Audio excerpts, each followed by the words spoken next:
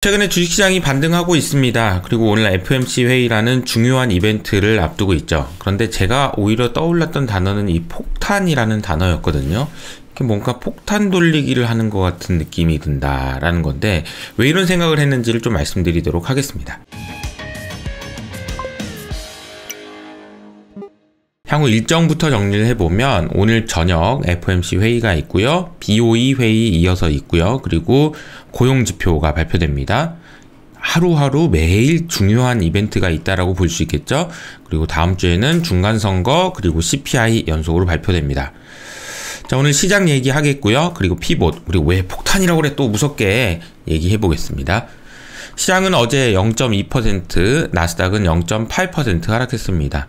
최근 상승했던 부분에 대한 되돌림이다 정도로 해석하면 되겠고요. 주가는 아마존과 구글이 좀 많이 빠졌고요. 그리고 애플도 조정을 많이 받았습니다. 메타가 오랜만에 틱톡을 규제한다 이런 얘기가 나오면서 좀 반등하는 모습 정도 보였습니다. 자, 그리고 제로 코로나 관련된 소식들이 소문이 좀 돌았어요. 정책 완화하는 거 아니냐, 중국에서 드디어 이제 제로 코로나 안 하는 거 아니냐라는 이야기 때문에 중국 증시도 그렇고 미국에 상장된 중국 기업들도 반등했습니다. 중국 주식 또 반등을 했고요. 그리고 위안화도 오랜만에 강세를 보였습니다. 10월 달에 헬스케어 섹터가 정말 좋은 성과를 보였다라는 이야기가 나오고 있습니다. 헬스케어 섹터가 2020년 4월 이후로 가장 높은 월간 상승폭을 기록했다. 10월 달만 10%, 벤치마크 대비해서 무려 8%나 높은 성과를 보였다라는 이야기가 나옵니다.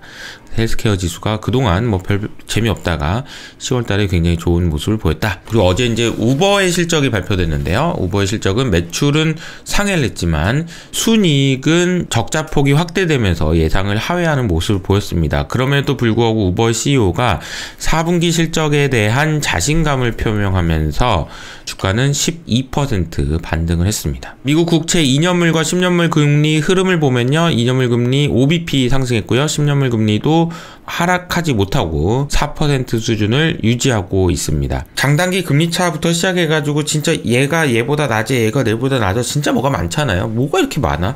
2년물, 10년물 하면 됐지. 뭐 또 3개월물하고 10년물 했다가 뭐 3개월하고 18, 뭐 하는 건지 모르겠습니다. 그런데 어쨌든 이 3개월 물과 18개월 물가의 수익률 격차도 뭐 역전되어 가고 있다. 라는 이야기가 나오고 있습니다. 영란은행의 채권 매각 관련된 소식인데요. 영란은행이 얼마 전에 채권을 샀죠. 시장이 정말 안 좋을 때, 즉 금리가 높을 때, 다시 말하면 채권 가격이 낮을 때 영란은행이 채권을 샀습니다.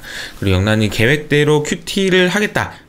나 지금 진지해. 나 지금 진짜야. 금리도 올릴 거고 인플레이션 잡아야 되니까 난 진지하다니까. 그러면서 채권을 매각했는데 공교롭게도 시장이 안정되면서 금리는 내려갔고 채권 가격이 올라.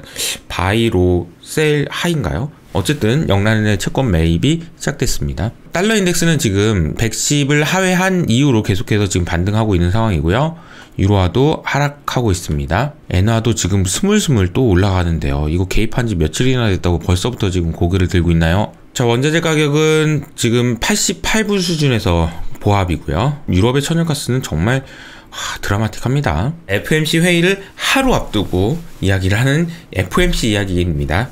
피봇에 대한 이야기인데요. 제가 사실 FOMC 회의를 뭐 프리뷰도 많이 하고 리뷰도 많이 하고 했지만 솔직히 뭐 좀 있어 보이려면 경기의 상황이 이렇고 물가가 이렇고 뭐 이렇고 저러니까 경제 상황을 이렇게 판단했을 때 이번에는 뭐 75bp 인상할 것 같은데 뭐 이런 얘기를 하는 게 너무 좀 있어 보이거든요. 그런데 제가 보기에는 그런 것보다는 사실은 지금은 솔직히 이 사람이 뭐라고 얘기하는지가 중요한 것 같습니다. 닉 기자가 얼마 전에 이분이 이제 드디어 이제 우리가 연준도 피봇을 해야 된다라는 기대감을 심어주면서 전 세계 자금 금융시장에 훈풍을 불러일으켰던 장 본인이었는데 어제 이제 이런 얘기를 했습니다. 일부 투자자들에게 혼란을 주는 한 가지는 이러면서 연준 관리가 최고 금리 추정치는 더 높아져도 금리 인상 속도를 늦추는 이게 뭔 소리야? 지금 우리는 지금 피봇이라고 얘기하면서 금리 인상 속도가 줄어들면 금리 인상 폭도 정해져 있겠지라고 생각하고 있는데 금리 인상 폭은 줄어드는데 금리 폭은 올라갈 수도 있다라는 이야기를 했다라는 것이 굉장히 많은 딜레마인데요. 이거는 무슨 얘기를 하는 건지 잘 모르겠습니다. 그 시장은 어떤 반응을 보일까요? 어제 이런 얘기가 나왔던 것의 가장 큰 요인은 졸트라고 하는 구인 건수입니다. 여전히 견고한 미국 노동시장이라고 해가지고 월스트리트 저널에 의하면 구인 건수가 43만 건이 증가하면서 1070만 건이 구인 건수라는 거예요. 그래서 직장을 찾는 실업자 대비해서 구인 건수가 여전히 높은 수준이다. 제가 이 그림은 자주 보여드리는 그림인데요. 잡 오프닝 사람 뽑아요 여기고요. 그리고 저 일하고 싶어요 파란색입니다. 일하고 싶어요가 이 사람 뽑아요보다 더 낮으면, 그것도 반밖에 안 되면 일하고 싶은 사람들이 가가지고 저희 임금이 이것밖에 안 됩니까? 그럼 저는 딴 데로 가보겠습니다 라고 얘기할 수 있다라는 거죠. 그래서 이 두 선이 반드시 빨리 만나야지만 인플레이션이 잡힐 수 있다라는 기대를 할 수 있는데, 어제 발표된 졸트가 여기거든요. 그래서 여기 내려와야 돼요. 지금 빨리 내려와야 돼요. 지금 10명 뽑으려고 생각했는데 생각해보니까 경기도 이렇고 하니까 지금 10명이 아니고 9명 뽑아야 될 것 같아, 7명 뽑아야 될 것 같아. 이렇게 돼야 만나서 저 금리를, 임금을 올려달라고 하는 사람들한테 야 그냥 와서 일해 라고 얘기해야 되는데, 지금 어제 다시 올라갔다라는 거죠. 이런 가운데 여러 가지 이제 주장들이 나오는데요. JP모건에서는 중앙은행 금리 인상이 내년 초에 종료된다라고 이야기했습니다. 그래서 JP모건의 마크로 콜라노비치가 중앙은행 금리 인상 속도 거의 다 끝난다. 최근에 금융시장이 반등할 수 있었던 가장 큰 요인들도 이제는 드디어 끝났어 라는 기대감인 거죠. 호주 중앙은행도 기준금리를 25bp만 인상했습니다. 이렇다 보니까 그 호주의 인플레이션도 연말이 되면은 8% 수준에서 정점을 이루고 내려갈 거기 때문에 금리 인상 뭐 더 이상 할 필요가 뭐가 있겠어 라는 이야기가 나오고 있는 거죠. 자, 이거 뭐 폭탄이라고 해서 다소 좀 기분이 언짢으실 수 있는 단어이긴 하지만 말씀드릴 이유가 좀 차분하게 설명을 해보도록 하겠습니다. 자, 높은 금리 그리고 신종 자본증권이라고 되어 있습니다. 하이브리드 본드, 그러니까 채권과 주식의 중간 정도 되는 성격에 가지는 어떤 그런 기업이 자금을 조달할 수 있는 수단인데요. 신종자본증권과 관련된 딜레마가 있다라는 이야기입니다. 신종자본증권 대부분 이런 겁니다. 제가 여러분한테 돈 좀 빌려주세요 라고 얘기하는 거죠. 그래서 돈 빌려주시면 제가 여기다 이렇게 써놓습니다.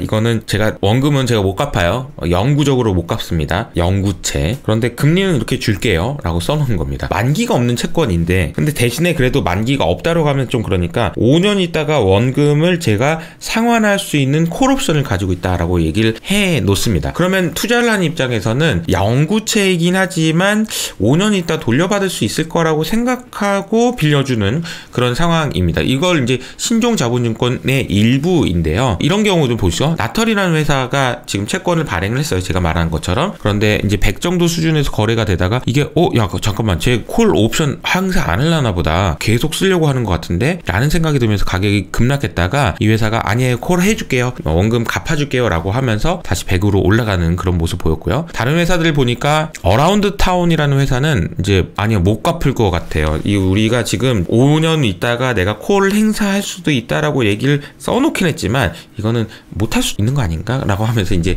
가격이 그러면 이거 뭐야 그러면서 이제 가격이 급락하는 모습. 근데 사실은 채권의 가격이 100원에서 75원까지 떨어진다는 얘기는 주식이 떨어지는 거랑은 또 비교할 수 없을 정도로 무서운 얘기긴 합니다. 이런 가운데 우리나라에서 흥국생명이 이런 신종자본증권의 콜 옵션을 미행사한다라는 얘기가 나왔습니다. 그래서 이것과 관련돼서 흥국증권 입장에서 생각을 해보면 영구채를 발행해서 이거를 5년 있다, 그러니까 지금 11월 9일입니다.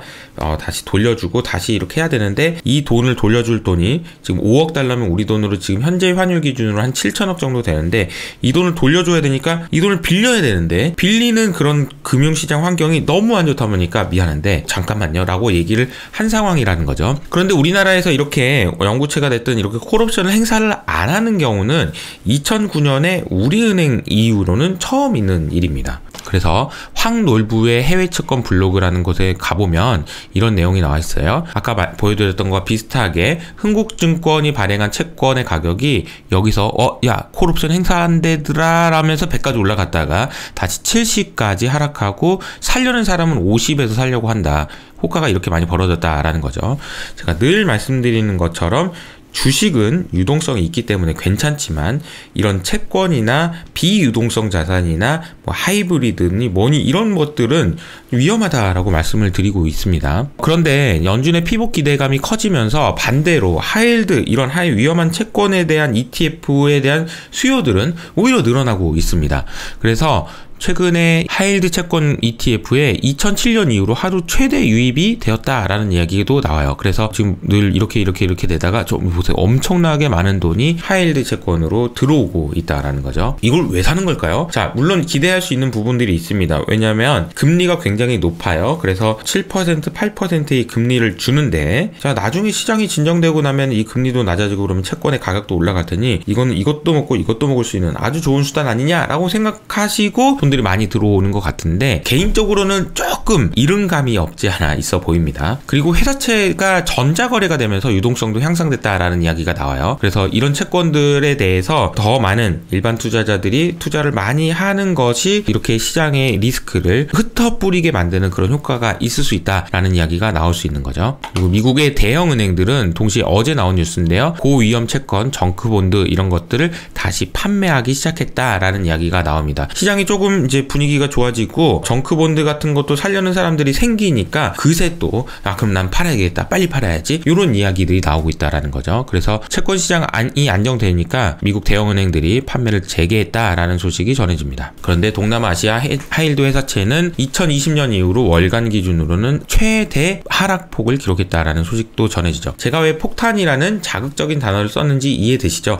이게 폭탄이 아니고 정말 황금알을 낳는 그런 금융 제품일 수도 있습니다. 하지만 이 제품에는 항상 리스크가 따른다는 것을 명심해 주셨으면 좋겠습니다. 주요 단신인데요, 우크라이나에서 곡물 수출 불확실성이 증가하고 있다는 소식이 계속해서 연일 전해지고 있습니다. 러시아가 곡물 협정 이행을 거부했다는 소식이 주말 동안 나왔죠. 그래서 이 부분에 대한 불확실성이 여전한 상황이다. 자, 오펙에서도 감산 결정을 내린 것은 석유 시장의 공급 과잉 때문이다 라는 이야기를 했습니다. 미국의 중소기업들이 임대료 납부에 어려움을 겪고 있다라는 소식인데요, 과거보다 훨씬 더 연체를 많이 하고 있다라는 얘기입니다. 연체를 이렇게 많이 해요? 자, 오늘 저녁부터 굉장히 좀 중요한 일정들이 연이어 있고요. 내일 아침에는 FOMC 특집으로 라이브로 인사드리도록 하겠습니다. 지금까지 이호석 아카데미였습니다. 감사합니다.